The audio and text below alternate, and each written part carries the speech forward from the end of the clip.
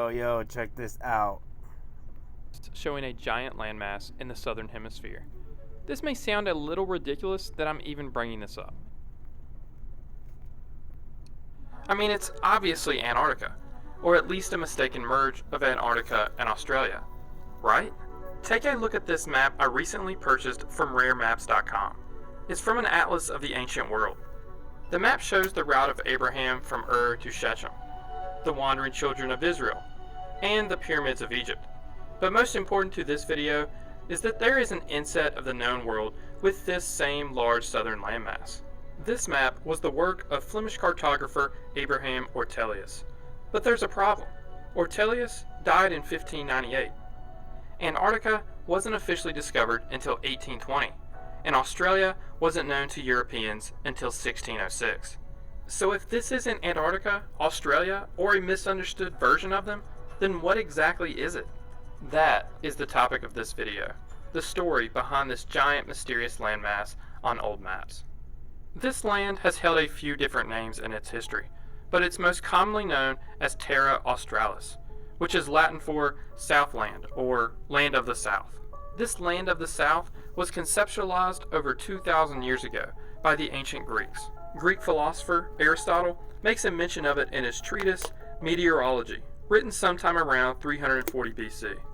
Aristotle wrote, "Now since there must be a region bearing the same relation to the southern pole as the place we live in bears to our pole." So this southern land had never actually been seen, but the standard belief of the Greeks, which Aristotle also subscribed to, was that the earth must be symmetrical, and that if the south didn't have equal landmass as the north, the land-heavy north would just topple over.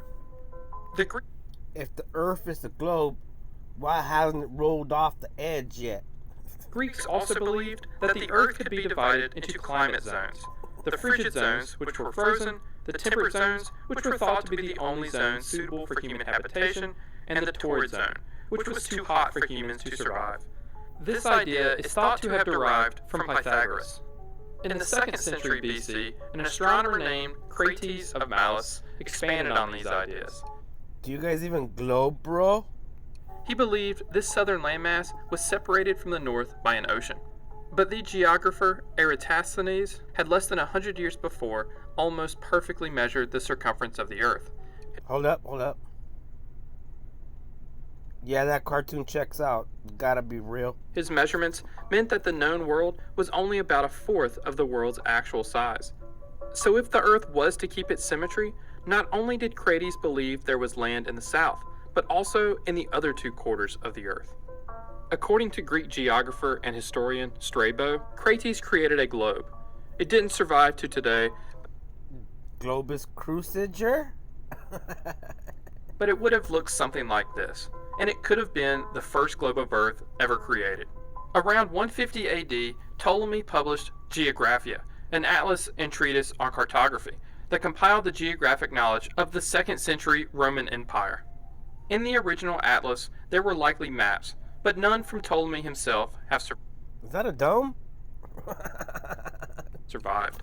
But maps have been constructed using the coordinates provided by the text. Check out this Ptolemy map from the 15th century. His maps do not show a separate southern continent, as Crates had, but instead a strip of land which unites southern Africa with southern Asia, transforming the Indian Ocean into an inner sea. As stated before, it was a commonly held belief that the Earth could be divided into 5 climate zones, of which only 2 were habitable. But it was also believed that only the northern temperate zone was actually populated. Roman geographer Pomponius Mela held a different view. He claimed that people did live in the southern temperate zone, but that it was virtually inaccessible to the people of the northern temperate regions because of the unbearable heat and ocean of the torrid zone across the center of the Earth. This map is a reconstruction of what he described in 43 AD. He called these people the Antichthenes, a Greek word meaning the people who inhabit the antipodes, or regions on opposite sides of the earth. Greek astronomer Cleomedes agreed. He wrote in 44 AD that the theory of nature teaches us that circumhabitants, antipodes, and contrahabitants must exist, since none of these are described by direct reports. We simply cannot travel to our circumhabitants because the ocean separating us from them is unnavigable and infested by beasts. nor to the inhabitants of the contratemperate zone, since we cannot traverse the torrid zone. Yet the regions of the earth that are equally temperate are necessarily inhabited to an equal extent, given that nature loves life, and reason requires that all of the earth, where possible, be filled with animal life, both rational and irrational. These theories continued into the Middle Ages, and the idea that people may live on this new continent was very controversial amongst Christians.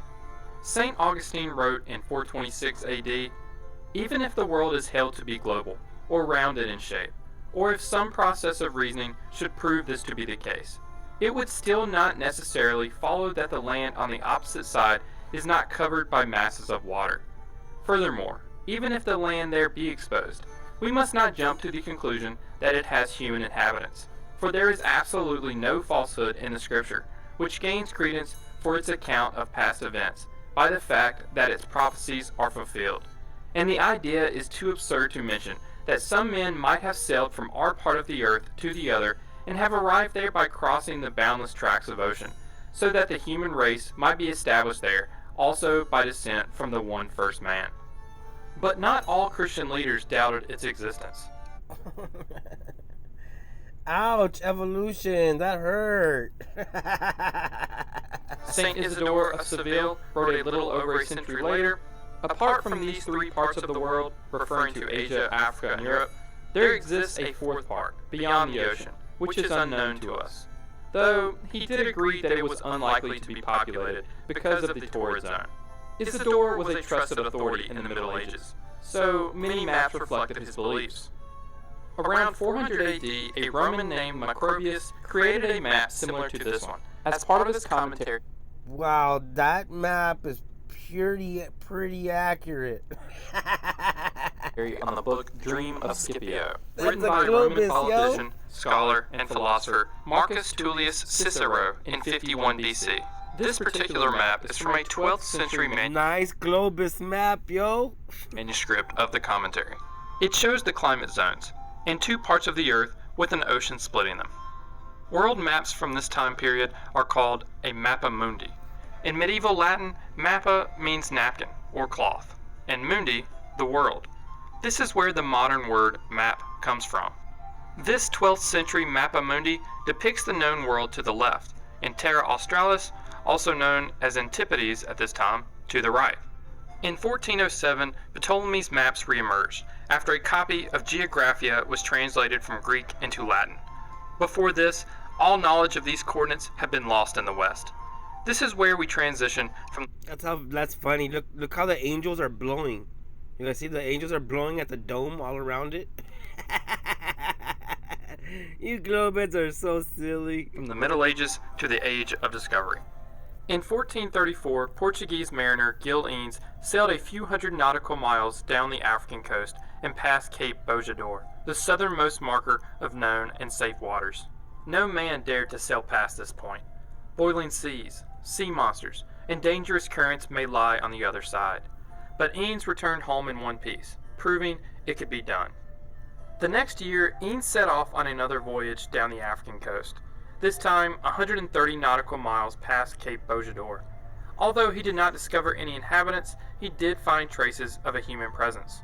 The Portuguese continued to push further south.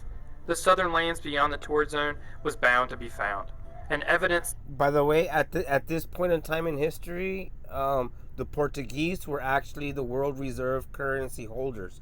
Just like United States was for the last 40, 50 years, been the world reserve currency holder, being with the petrodollar and the gold dollar.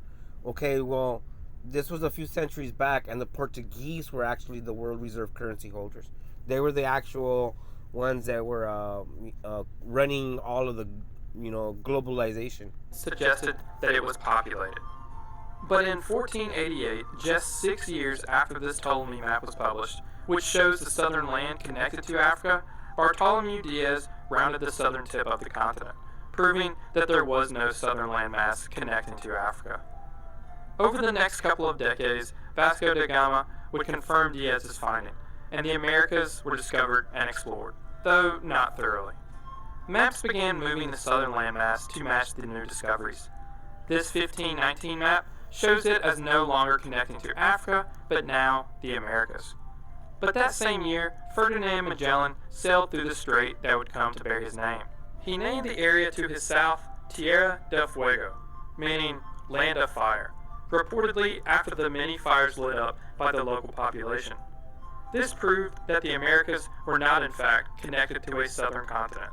But because Tierra del Fuego was so far south and not thoroughly explored, instead of disproving Terra Australis, this was interpreted as actually being Terra Australis.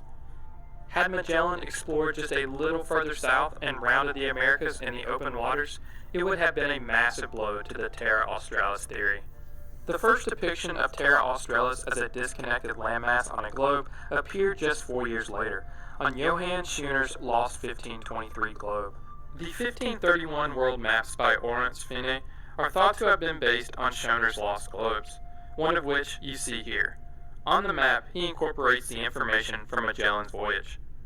Schoener called the continent Brasilia Australis. He wrote, "Brasilia Australis is an immense region toward Antarctica, newly discovered but not yet fully surveyed." Top map makers of the 16th century were now all placing on their maps what was Wow, that was totally oblate, or was it prolate, or was it even a spheroid? then commonly known as Terra Australis. Some chose to show a smaller continent below the Americas, while many others continued to believe in the equal land theory. Walter Gim, a friend and biographer of Gerardus Mercator, the cartographer that created the famous Mercator projection, stated that Mercator understood that a large southern continent had not been found, but he believed it must exist. Otherwise, Look how those globeheads used to sit around with their globes right next to each other and like, look at my globus, and that fool like, nah, your globus is stupid, my globus is better. Constitution of the world could not hold together at its center. This brings us back to that small inset by Abraham Ortelius I showed you at the very beginning of the video. This inset is a simplified version of this famous 1570 map by Ortelius that was in the first atlas ever printed. This world map used Mercator's 1569 world map as its main source. On Ortelius's maps, Terra Australis is easily the largest continent in the world. It gives credit to Magellan for his discoveries, among a few other theories and supposed discoveries, such as place names that first appeared in the writings of Marco Polo. Misunderstandings and publishing errors appeared to show his experiences in the 13th century to have also confirmed the existence of Terra Australis. It would take until the late 18th century for the idea Do you even Marco Polo, bro? of Terra Australis to finally die, and for a short period, only 6 continents were on the world map.